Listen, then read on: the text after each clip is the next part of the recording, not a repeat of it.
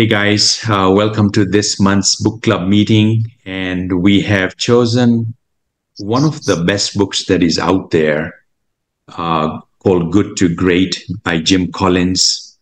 It came out like 20 some years ago, and it's become so popular.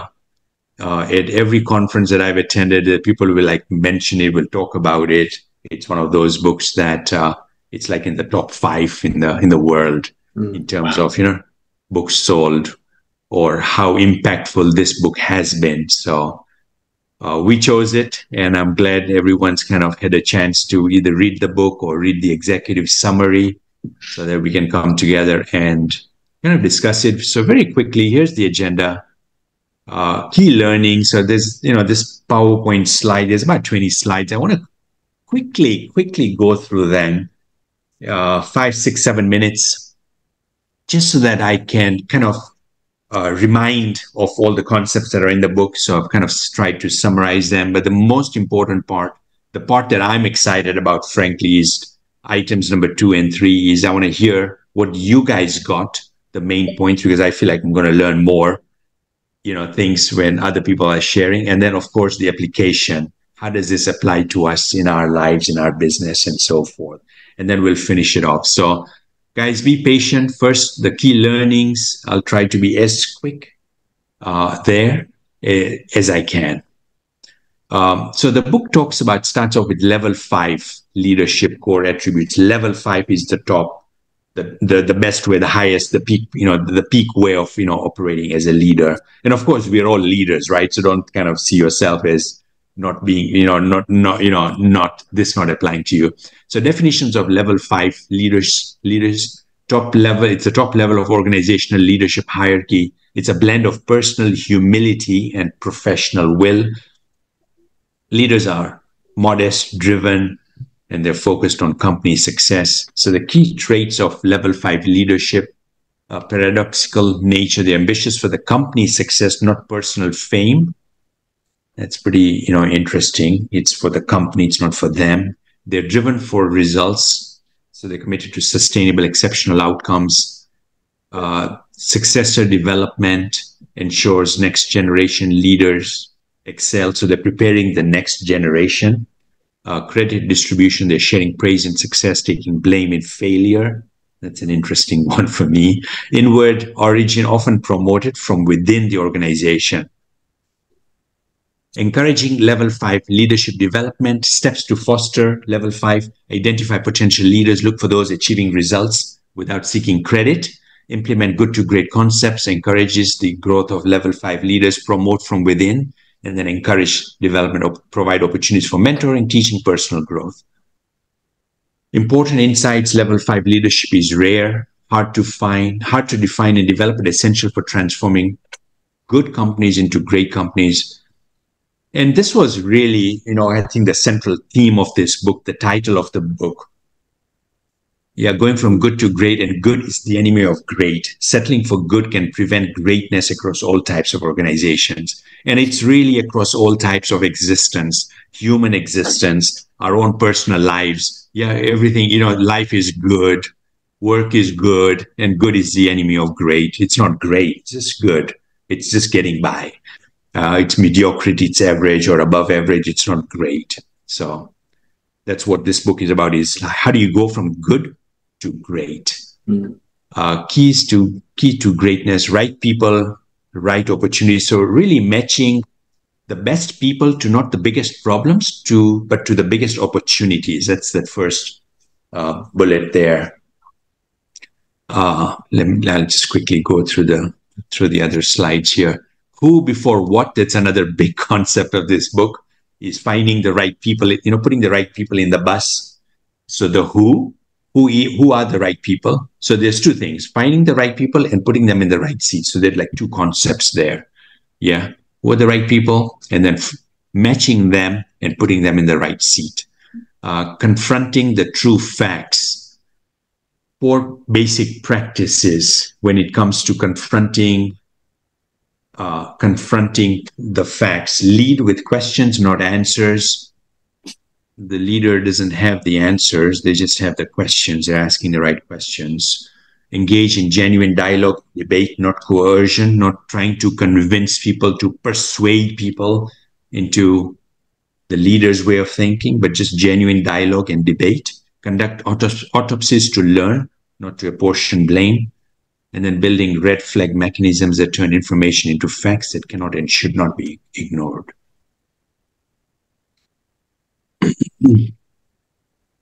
Practice practical disciplines for rigorous personnel decisions. When in doubt, don't hire. Keep searching until the right fit is found. Act quickly on personnel changes. Address underperformance decisively. Right people drive greatness, motivated by achievement, not management. The right people are the ultimate throttle on growth, not markets or technology. The right people are defined by character and capabilities, not just skills or background. Hedgehog Concept, that's another big thing in the book. It's focusing on one big thing, sticking to the core strengths, avoiding distractions. And so staying focused on what is the core service, the core product for that company. 3 key dimensions: becoming the best in the world with a core service. Identify and focus on what you uniquely excel at. Economic. And it was interesting, somewhere in the book it says, it takes a company 4 years, up to 4 years to find that, what their core thing is, through weekly meetings and so forth. Economic engine driver, concentrate on the factor that most sustainably drives profitability, and then align projects with what people are genuinely passionate about. All right, I think it's last one or two more slides here. Technology. It's a tool, not a fair technology, used selectively only if it aligns with the company's Hedgehog Concept. Accelerator, not a starter. Technology that adopted to enhance existing momentum, not to initiate it. And then good to great companies pioneer unique uses of relevant technology to drive excellence. Flywheel effect, small consistent achievements build momentum over time. So it's a flywheel effect. Over time, things become it's a snowball effect, a snowball going down the mountain. It builds strength and momentum and energy as it comes down. Small things over time become impactful, become big. Key insights on greatness. Yeah, and this is kind of a summary in terms of, technology and pursuit of greatness, simplicity and clarity and meaningful work.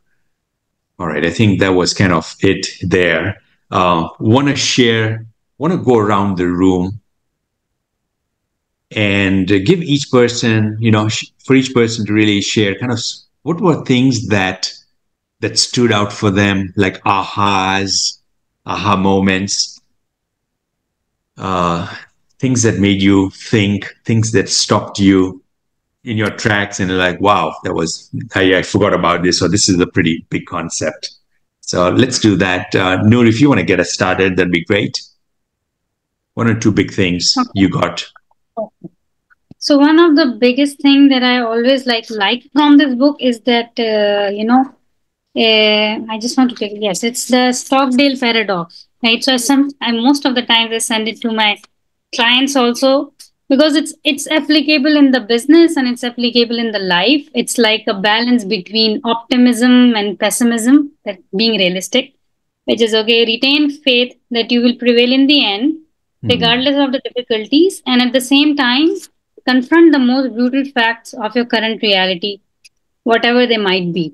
So, it's a story in the book where, the Stockdale, he is talking to the author, and then they're talking about things, and, so they were very, so I don't know, I just want to read it if you allow me, because I really like it. Yeah. Okay. So, basically the author and Stockdale, they're walking. This is a long story. So the ending part is that Stockdale, limping and arc swinging his stiff leg that had never fully recovered from repeated torture, finally, after about 100 meters of silence, I asked who didn't make it out. So basically, Stockdale was a prisoner. It's a war prisoner, and he endured a lot of like abuse over there, physical and mental, the way they treat the prisoners over there, right? But eventually he came out because he was really positive in that, in environment. He kept his mindset, and he kept the right mindset. He keep the mindset of the future, and he keeps on thinking about what can I do now, and not thinking about what's going wrong, but what can go right. So now the author is asking him that, uh, uh, you know, uh, who didn't make it out, right? So the author is asking who didn't make it out. Stockdale said, "Oh, that's easy. The optimists. The optimists I don't understand."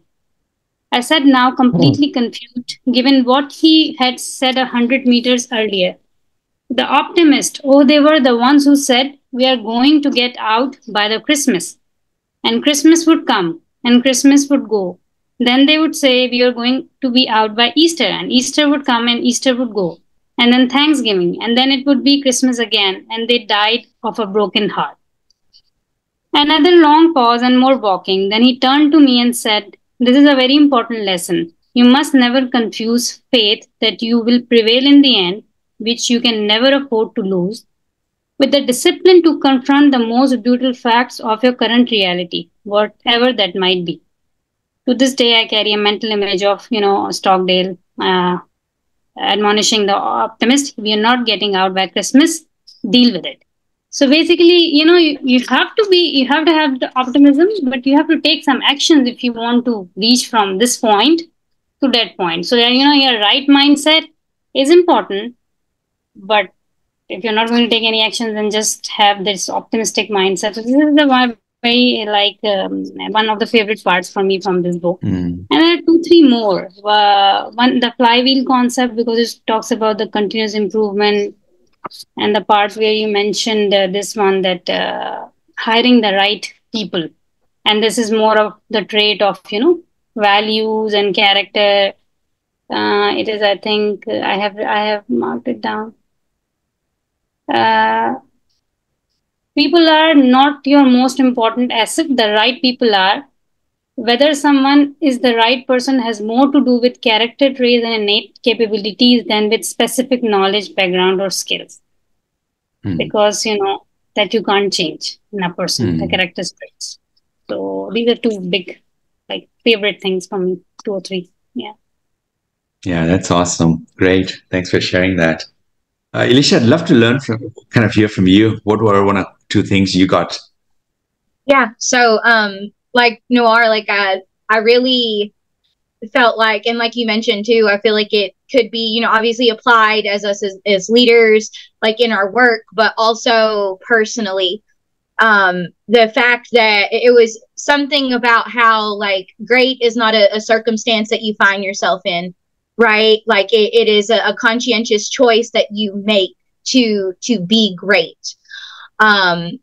So making that choice, I recently, found myself in a new position where I am, being more of a leader, and keeping in mind, being a level 5, leader. You seen a lot of opportunity in me where I didn't have the things maybe to be able to do the things you wanted me to do, but you seen that I had the will and the drive. I was willing to do those things, and be humble and willing to admit, I've done something wrong, and the will to grow, So being conscientious of the fact that I not only want to be, I don't want to settle, right? I don't want to be just good. I want to be great in the work that I do, and the great as a mother, as a wife, as a human being, So that conscientious choice to not just be good, not just be mediocre, but be great. That's awesome. Yeah, it's making that decision. I want to be great. I don't want to be good. 100%. Yeah. John, taking away notes here. Yeah. What were 1 or 2 things that struck for you? So I think that, again, like most people have said, it's without consciously thinking of it, a lot of times you can very easily settle for good. So you have to kind of make that conscious effort to realize that this isn't really where we want to be. We want to be better than this. You know, we want to be great. I think that the first who and then what was very surprising to me. A couple things with that was that, you know, to really not decide what you want to do, but get the people in place before you even take the first steps or take the big steps. So that was very eye-opening to me. And there was one other one I didn't have it written down yet, but I think that the other thing that surprised me was with the leaders, that when you had an extremely strong leader but didn't have strong people under them, that it was basically setting up for long-term failure rather than long-term success. And, you know, you think of, I like the Lee Iacocca example, because at one point, everyone thought that he was just the most amazing, you know, person for Chrysler and for so much. And in the end, it just wrecked the company because it was all him. And I never kind of put into place that having one really strong leader at the top and having everyone else under him just getting stuff done is not a recipe for success. That it's proven to be that you need to have, you know, a great core of people at the top all working that standard goal. And I love the story too about the meetings where everyone had their own idea, everyone was pushing for their own method, but once that method was picked and decided upon, everyone rallied and didn't have a grievance that, you know, I didn't get my way. They agreed that whatever was going to be picked was going to be the way, and they all rallied. So those are the things that I've really liked so far. That's great. Awesome. Yeah. I think we can resonate with a lot of what you just shared there. Cool. Sure. A few things that like stood out for you. Yeah, so I think what kind of hit me like a ton of bricks is really the the right people on the bus, and not just on the right seat, but just the right people on the bus, and the effects that can have to the entire company. So one thing he says is, repeated multiple times, is, you know, a disciplined approach with disciplined people who take disciplined actions. That phrase just repeated so many times, and it's very interesting because of two main things that he also said. First, you know, if you have the wrong person and you let that wrong person stay for too long, you know, I always knew that, you know, that can affect the morale of the team and like the operation of the company. You know, clients can be upset, whatnot. But I never really understood or realized that it can affect how those people in the company view my leadership, right? If I fail to act on that and get rid of the wrong person, you know, people could look at my leadership not as good. It can have a negative effect on me, not just to the whole company, but and then the other part of that I found fascinating was, you know, I'm always policy driven, rules driven, standard operating procedures, and looking at some of my documentation I've created, some of my procedures, you know, it's amazing the level of detail I put into it, you know, because I'm adhering to the weakest on the team maybe, or, you know, trying to drill down on every possible thing. But, you know, what he said is that there's companies out there that have gone to great without even having so many policies and procedures because of those disciplined people. Having those really high quality people, you know, it lessens the load. You don't need to define every little thing because they're going to do a good job anyways. So a lot of it revolved around the right people on the bus, and again, the disciplined approach with disciplined people who take disciplined actions. Yeah, that's really wow. We can definitely unpack all of this stuff that you guys shared. Couple of things kind of connecting here. with something that I've been watching Alex Harmozy say in a podcast or in some in interviews. And Alex Harmozy is a very accomplished 32-year-old entrepreneur nearing $1 billion of net worth. He knows his stuff. And he said that when you hire somebody, you're looking to increase the overall strength of the company by 10%. So find the right people that are going to strengthen the entire company by 10%. And hire people where during the interview, you're learning a lot from. Like just from that interview process, they're telling you things that are like, wow, man, this guy or girl really knows their stuff. And it doesn't happen too often for me when I'm interviewing but it did happen with one person that I interviewed in the last, recently, where I learned a lot. Like I was taking notes. I was like, man, this guy, he knows his stuff. And I'm now being mindful of that, right? And it's along the lines of what is in the book of how important people are. Finding the right people, how important that is.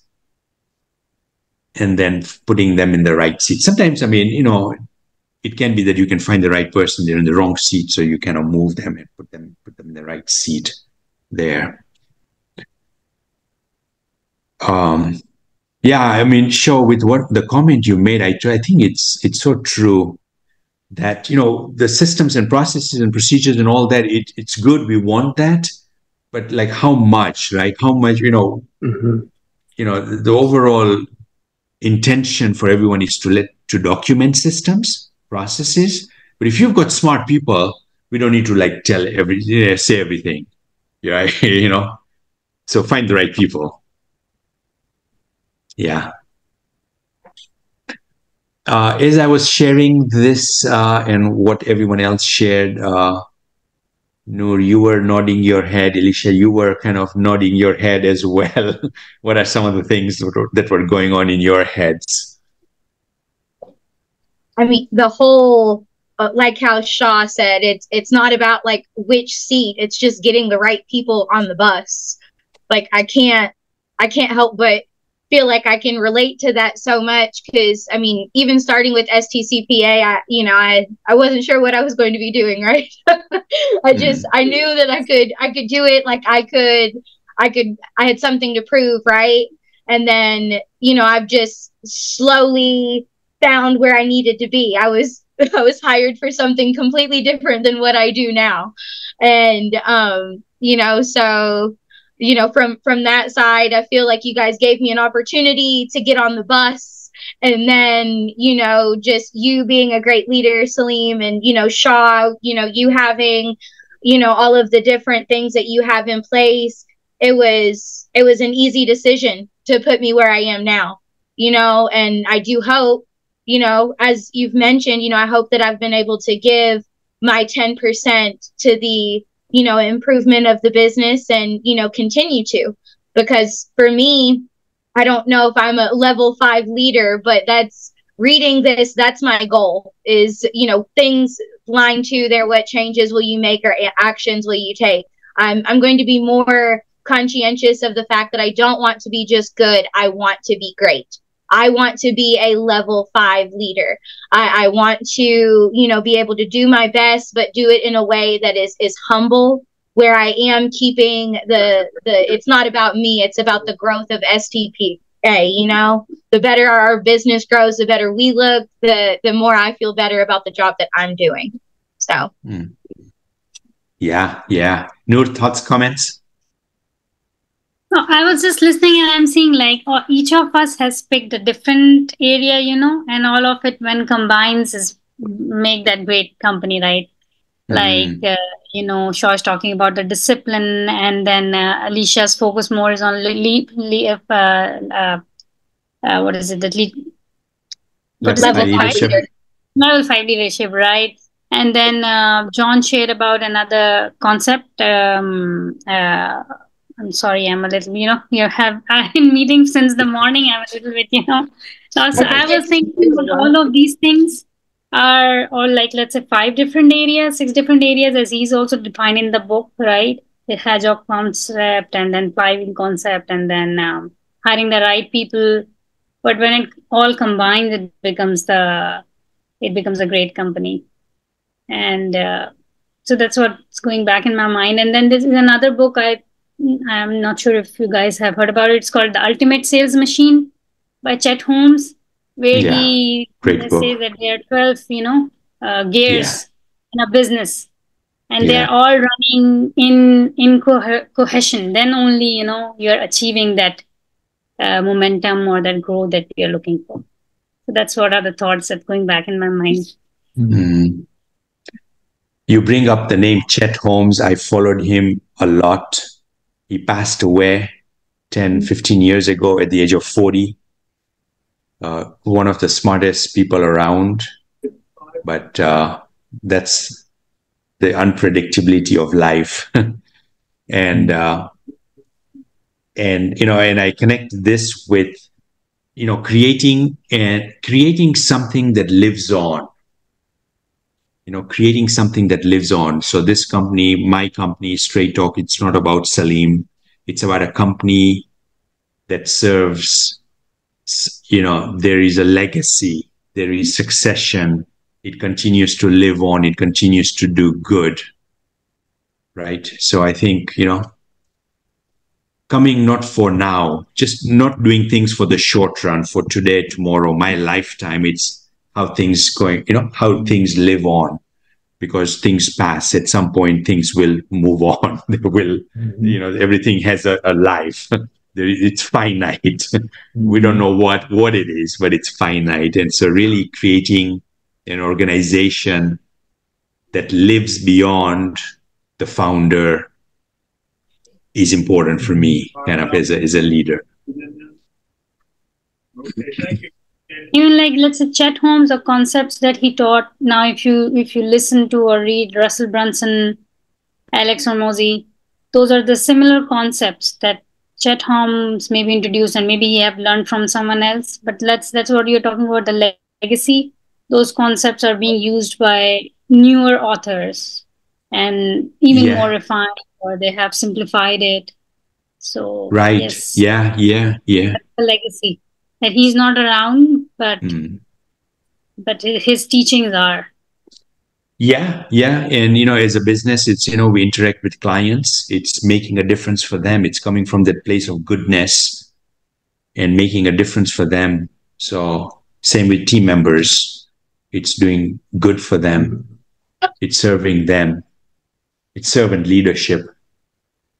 Coming from a place of how can I serve you, rather than I'm the expert, I know it all. Treat me, and I want to be treated in that way. I mean, we want to be treated in that way, but at the end, we're, not at the end, but really we are serving the people around us with that mindset. And I think, it's how meetings are held. It's what kind of a culture is created in an organization. It's an inclusive it's an inclusive culture where people have a voice, and they can share what's in their mind, what they see good, what they see improvements, right? Mm-hmm. And I think, the successful organizations are the ones that have that type of a culture. There's no coercion, like the author, Jim Collins says. It's open debate. And of course, there's rules on that, how the debate takes place. But it's an open environment for folks to share. Mm-hmm. And people are encouraged to share. We want to hear the good, the bad, the ugly, so that we can become a better organization. It's not only going to come from talking about things that are going great. It's like, hey, we are grateful for that, for everything that's going great. What are things we can improve on as well? Mm-hmm. And there's got to be that balance, right? If we go too much in one way, then that can create a different type of a culture, a different kind of an energy in the room. So these are like some of the things that, that the book reminds me of, when I read it. I read the executive summary. I was reminded by these things. So what are you thinking, John? What are some of the thoughts that are coming in your mind as we are conversing here? Yeah. I had a couple of, so recently I read Traction as well. Celine's recommendation to read that. I found that to be a fascinating book too. And there's a couple of very close similarities between these two books.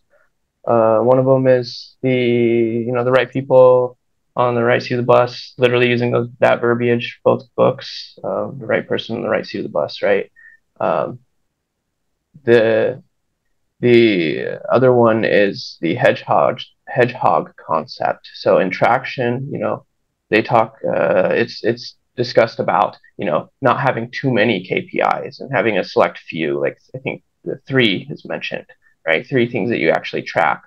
If you track too much, it's too much. And here the argument is maybe even just one, your hedgehog.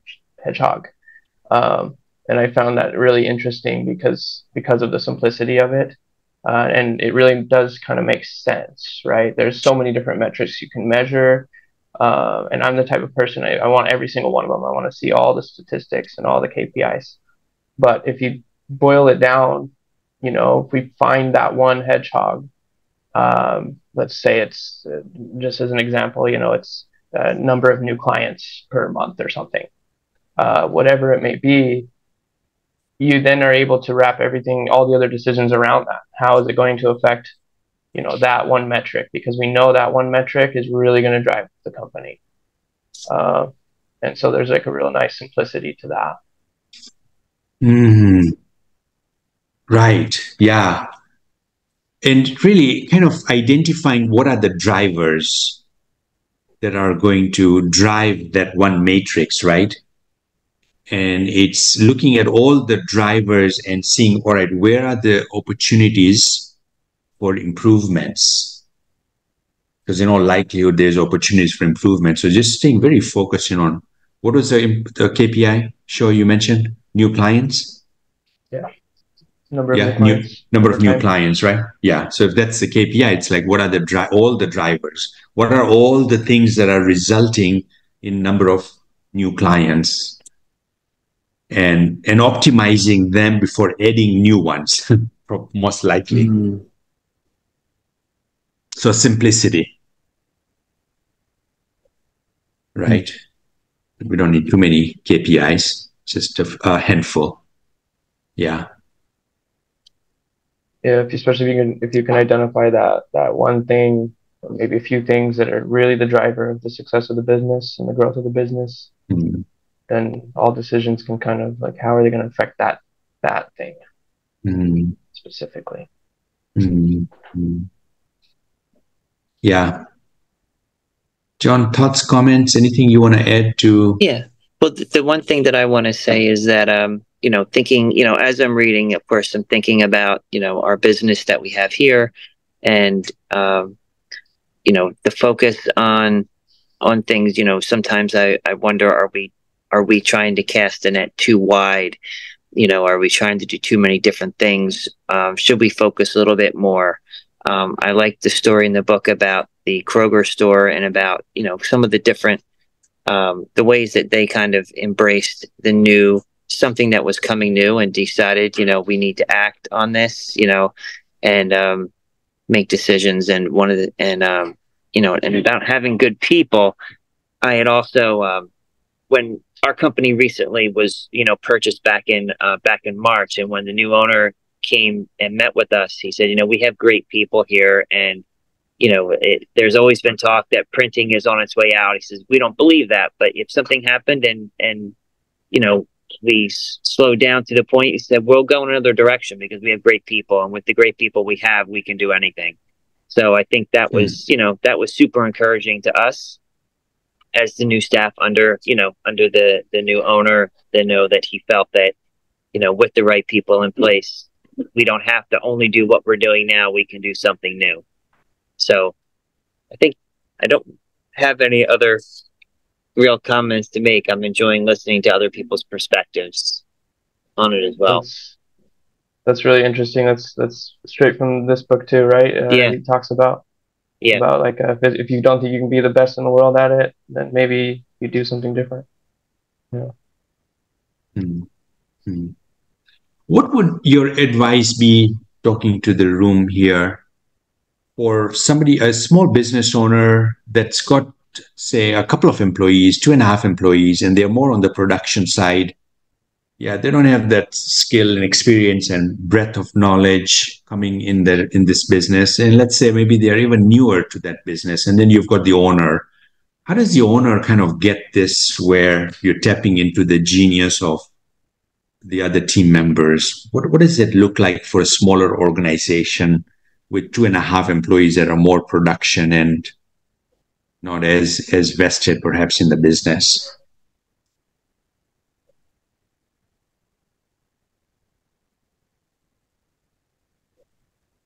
How does the owner find solutions to problems and so forth? What does that look like? Is it the owner's just kind of figuring it out on his or her own? Is he tapping into his team members? Is he bringing outside counsel? What does that look like? I can't remember exactly how it was phrased, but it was mentioned that you have to be aware of the problems, right? And addressing them, like Shaw said, if there's an issue or a problem that needs to be addressed and then it's not addressed, and then it, snowballs into like a bigger issue, that can be a bad reflection on, like leadership, and then lead to bad reflection of the team, the business. So like acting proactively, on problems, having, maybe like guidelines on which like those are addressed, and then asking the right questions. If you have a bus and it's full of all the right people, having people that, in times of need, they can occupy a couple seats, right? Having the right team, asking the right questions, and knowing the ability of everybody on the team, for growth, and then, all those kinds of things, I guess.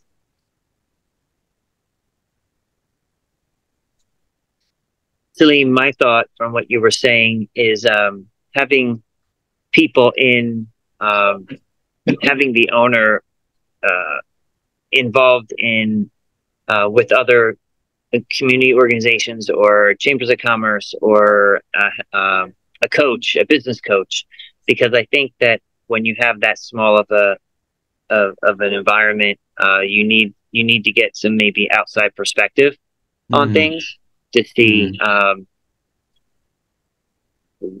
lot of problems or things transcend industries, right? So you can have different industries but have very similar situations, enough similarity anyway that some outside perspective can make a big difference.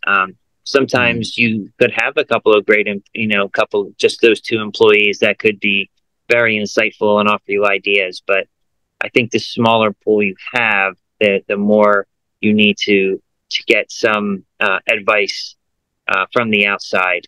And I know I've attended a lot of Chamber of Commerce meetings, and some of the meetings are really good. There's some really insightful people and entrepreneurs that are either going through things or have gone through things, and that they share. So I think it's I think there's a lot of places where you can glean information if you can't glean it from within your own organization. Yeah. Noor, you were shaking your head, nodding your head. Anything you wanna chime in there?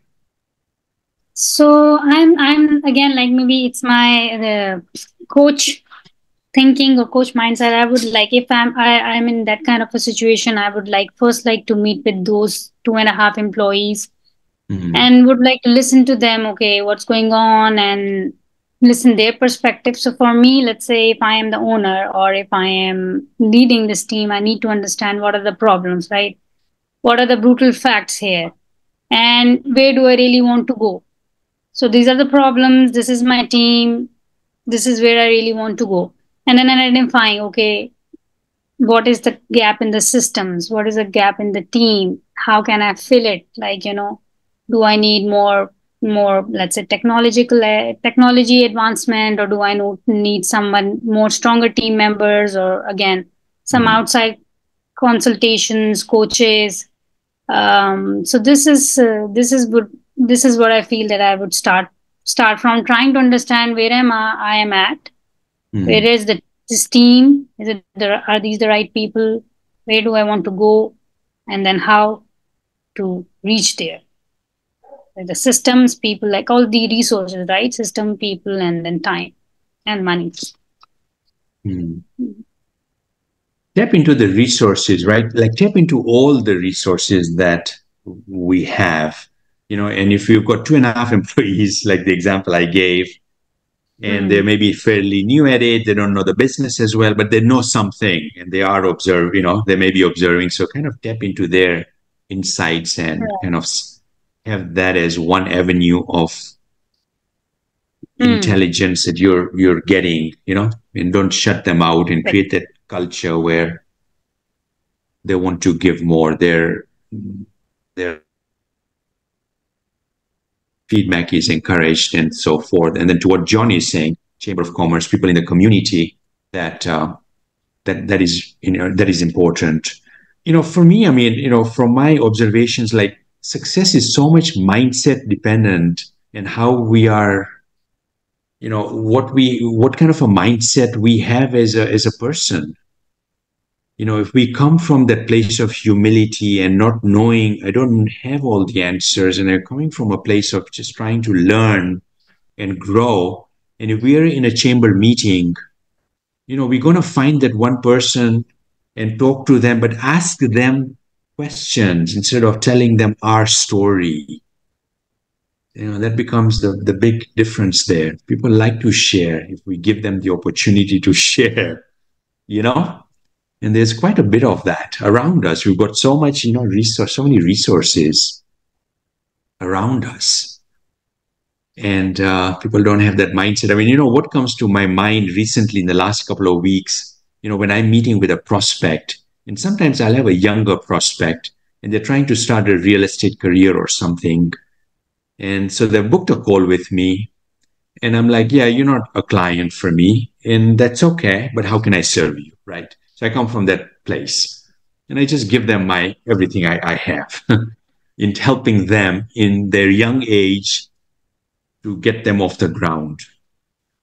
And I've done quite a bit of that. Never have I once received an email saying, Salim, thank you. Never once. Wow. Yeah. They get somebody who's been in business for 30 years, who's been around, who's saying, don't worry about services or anything. I'll coach you here. And they don't have that ability to send a freaking email, and they stop the communication right there. And I tell them at the end, you've got my email, just shoot me an email, okay? I'm here to mentor you, support you in any way I can. They stop, the bridge burned. They burned the bridge with nothing else. Because for whatever reason, it's mind-boggling, That is surprising. Mm-hmm. Yeah. Success is like, it really puts there's a glass ceiling for success when, with that type of a mindset, because what else is this person not doing? How much more are they reading, studying? What are they not doing because of this mindset that I saw displayed in a phone call? So, but on the flip side, this is, I think, the opportunity for us as businesses, as people, professionals, right? Is kind of change that and become that person who is tapping into those around us with those questions, with that, and being grateful for everything that is being shared, and to continue that, that dialogue from them, because people want to help. Generally, people are good people, they want to help. People that have been around, they want to help. So anyway, there was something that came in my mind as we were sharing this. All right. Final thoughts, comments as we wrap up here?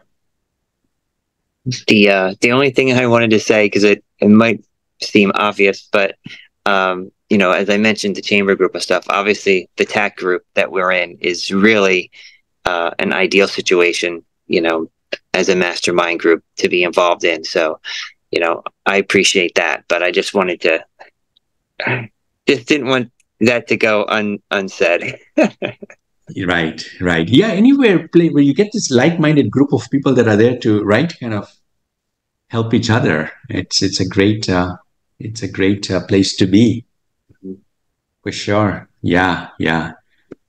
Anyone else? Any last thoughts? Are you glad you read the book, and would you recommend this to others? Absolutely. Yeah, definitely, but absolutely. Cool. Yeah, I already shared pieces of it with others where I feel relevant. So I like this book, and it's good to review it, revise it, some parts of it at least, because it's a deep book. It's a little bit like very technical also at some points. Yeah. For me, I want to discuss a little bit more, like looking towards the future. So I've got a summary here. I would like to read it real quick. It's just a summary of it. Sure. So this is in terms of growth. So avoiding the wrong people on the bus, having the wrong people in key positions can be more damaging than not having enough people. Importance of leadership in managing growth.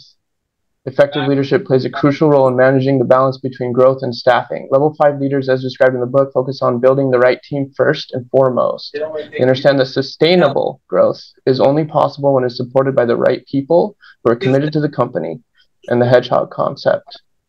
And great companies are characterized by long-term focus. They understand that rapid growth, while desirable, must be managed in a way that does not compromise the core principles that drive greatness. This means sometimes growing more slowly to ensure that growth is sustainable and supported by a solid foundation of the right people. I think this really speaks to me deeply right now as we're rapidly growing, because that growth does need to be put into perspective. Do we have the team to support it? Are we going to be able to rapidly bring on great people? And what kind of pipeline? We've got sales pipelines, we've got marketing funnels. What kind of people funnels are we going to put in place that we can drive really great people to manage this growth? Yeah, great points, great thoughts there. That stood out for me in the book, that growth is dependent on finding the people, not growing too quickly, because that's going to get away from excellence. It's going to get away from great. And EntreLeadership, the first book club we did, Dave Ramsey, he shared that in one of the podcasts I was listening. Is, man, there's so much opportunities for growth in his 1,100 people organization. And he's like, we have no shortage of opportunities, but we can only do it until we find the right people. So people is like, it comes back to people, that's like the core concept of this book, is how important that is. And a people pipeline, really building that people pipeline. And what that means is opening up, looking at opportunities of attracting the right people, right? Kind of having this broader discussion of how are we recruiting? How are we finding the right people, the best people, and what kind of, what's going to attract them to be with us?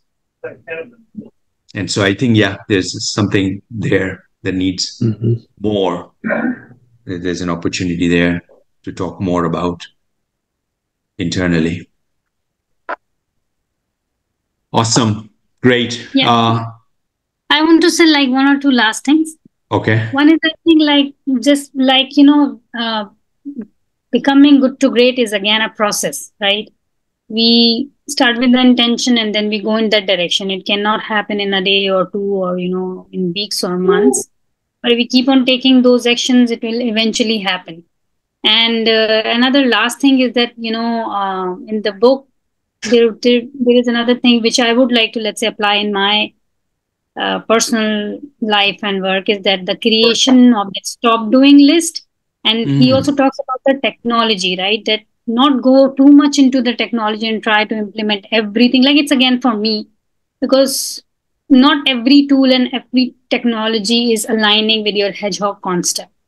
So whatever aligns there, like focusing on those areas as well. That again, we want to grow, we want to hire right people, we want to have sustainable growth. But what are the things that we are not going to do? That's also important, because we are making those to-do lists, that is set to-do lists, wish lists of things to do in the future. But good to great companies have stopped doing lists instead. List of things the company will stop doing in order to better focus on the hedgehog concept, which means that, because time is like fixed. We all have 24 hours in a day. So while we are making those growth plans and improvement plans, we also have to see what are the things we need to minus from our lists that we already have. And this is let's say like an application, like learning application for me. And I think right, I was saying in alignment with that too.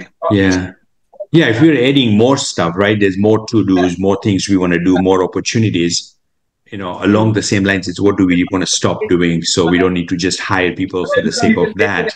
Like, what are the things that are not serving us as well? Yes. So thanks for bringing that up in the light of this conversation. Folks, this was amazing. Wow, I'm so glad. This forced me to read the book again, the executive summary, because we had this meeting lined up. I may not have done this, so I appreciate all, the platform and our, that we did this, and I got so much from this discussion. Everyone, wow, there's a lot of background noise, so I think it's a good time for us to finish off here. Guys, thank you so much. Hope everyone got a lot from it, and looking forward to the next one. Take care. Thank you.